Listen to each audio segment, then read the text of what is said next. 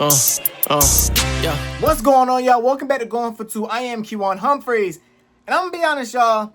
The LA Lakers are surprising the heck out of me. The Lakers were a team. I don't know about y'all, but they were a team that I was not taking seriously. You can go back and watch videos from the beginning of this season. I thought the Lakers were a very unserious team. I did not know how good they would be. I felt like it would take a insane run from Luka and LeBron and AR to make them contenders. I don't know how serious of contenders they are, but over these last 8 games, you gotta take them serious.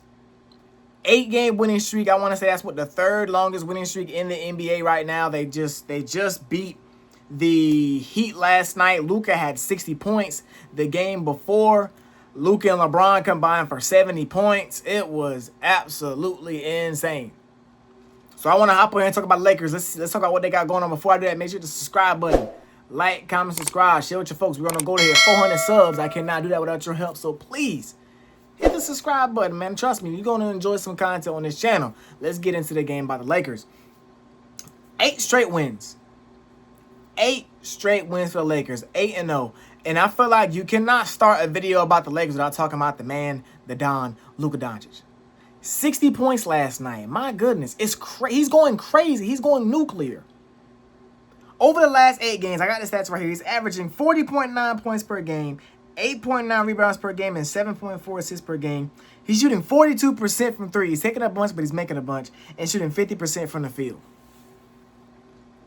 The thing about Luka Doncic, and I hate that this is a conversation with him, but this guy, he's good enough to where he could be the best player in the world any given day. Any given day. And it's mainly just because what he does with putting the basketball in the hoop, what he does with finding others to put the basketball in the hoop, he might be the best player on offense in the league. I think it's him and Jokic. Those two guys are the best offensive players in the league. I want to throw Shea in there too, but Shea's not necessarily the facilitator that the other two guys are. But when you look at that side of the ball, he's second to none. I said that, he's second to none. But on the defensive side, I can understand why you would get frustrated with him, why you would get frustrated with his lack of effort, why you would get frustrated with his lack of intensity on the defensive end.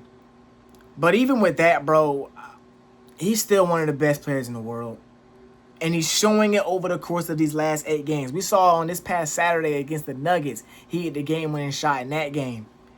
He's going crazy every single game. And I'm going to be honest, y'all, we've watched Luka for so long. You got to know that this is who he is. You think about the Dallas Mavericks run when he willed into the conference finals and he dropped, 50 or 40 in Game 7 against the Suns. You look at when they made the finals a couple years ago, Dallas Mavericks, and he dominated every single series he played, he dominated. You look at last year when he went on his run and helped push the Lakers to number 3 in the Western Conference. And you look at now when he's just running off. This is a big time for the Lakers. They're playing against a bunch of teams that they are in the mix with, trying to, I would say, get tiebreakers and get higher seeds with. They played against the Nuggets last week. They had back-to-back games against the Rockets this week, and they won all those games. Luka Doncic is going crazy. And I think there is a legit case for him to be the MVP. I don't know if I'm gonna give it to him over Shea, but if you look at the stats, man, he going crazy. I'm not gonna lie, I wouldn't be surprised. I mean, I think the Lakers have 45 wins and OKC has 55 wins. That's only a 10-win difference, and his stats are way better than Shea's. Way better than Shea's. I don't know what Luka would have to do, and maybe got to keep this up for another maybe 5 or 6 games or so, and the conversation would change. Maybe they gotta somehow steal the second seed. I don't know if they're gonna do that because the Spurs are so good. Maybe they gotta steal the second seed, but Luka should definitely. He's probably second on my list of MVP voting right now, and that's changed so far since my last time I talked about MVP because Shea came back and then Cade has just gone down, and then things have just changed. The NBA is very fluid, but Luka is my second guy on my MVP race right now. Talking about Luka Doncic and his play, you gotta transition talking about LeBron James. LeBron James and JJ Redick have said it in a couple of interviews over the last couple of days, couple of weeks, and said LeBron is a third string. LeBron is the third option behind AR and behind Luka Doncic. I think him and AR are kind of tweeners between second and third option because LeBron is averaging 3 less points than AR, but he's doing a lot more on the floor than AR. But I think it's only possible because of Luka Doncic and the way he's playing. LeBron James last night he had a triple-double, 19 points, 15 rebounds, and 10 assists. The other night he had 35 points, 13 for 14 from the field. He had a usage rate of 18%. His usage rate has not been under 18% in a game for a very, very long time. For a very, very, very, very long time. LeBron James has never been off the ball the way he is now. And if you look at interviews and you look at LeBron James talking to the media over the past, ever since the bubble, they won the championship, he's been saying, okay, I want to kind of chill. I want to still be LeBron James, but I'm good. I don't want to have to be this overarching guy for my team anymore.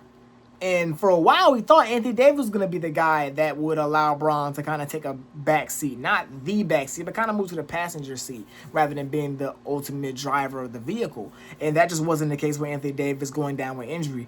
But we knew this was what the plan was when the Luka Doncic trade went down. Luka, this is your franchise. LeBron, you can move from the driver's seat to the passenger seat and just do what you got to do. We're seeing LeBron James play off the ball. We're seeing LeBron James do back cuts. LeBron James is probably averaging, let me see how many shots he's averaging over this run. He's only averaging 13 shots a game over this run. Shooting 64% from the field. Only taking like 2 threes a game. This is not the same LeBron James. Well, of course he's not. But he's not playing the same at all. He's playing this is what second option, third option LeBron James looks like. He's doing the dirty work. We saw him dive on the floor the other game to get a loose ball. I remember the last time I seen LeBron dive on the floor like that, doing a full leaping out like that to get a basketball. I remember the last time I seen that. LeBron James, second option LeBron James looks great. And him being able to play like this and be able to kind of conserve himself because Luka Doncic is going so crazy, because AR is playing at a great level, it adds more years to his career. I don't know how much longer he's got. I'm not going to speculate how much longer he got because people have been speculating how much longer LeBron got for over a decade now, and he's still playing. But, man, this is a very, very great sight to see. Of course, Austin Reeves is averaging 23 points over this run. He's hit some big shots, made some big plays. Of course, we know who AR is. He's a star in this league. DeAndre Ayton has also stepped up big time, and it's not really necessarily on the stat sheet. But you watch the game, he's playing like a center. He's playing like a guy that you're fine with him being down there. He's playing like a passable center. We know he's not going to be this. He's not going to be super great on offense. He's not going to be super great on defense. But he's going to be really solid at both sides. And that's what the Lakers need. Lakers need someone that is passable on the defensive end. A report came out that DeAndre said that he had to look himself in the mirror and say, hey, you're not that guy. You got to buy in. And to win championships, to have success in this league, you got to buy into your role. And you could tell a couple of weeks ago, there was a whole quote about saying, they're trying to turn me to Clint Capella. Brother, if that's what Luka and LeBron and AR need you to be, you got to be that. We're not going to dump the ball off to you in the post. Not going to do that. We got Luka here and LeBron and AR. You get in where you fit in. I watch Shaq and Charles Barkley talk about it all the time. When you're playing with a guy like Luka Doncic, you can literally average an easy 14 points, 12 to 14 points a game, because he's going to spoon feed you easy buckets. If you play hard, run the floor, you're going to get a couple easy fast break dunks. You're going to get a couple easy off slips and off rolls, off pick and rolls. So just do that.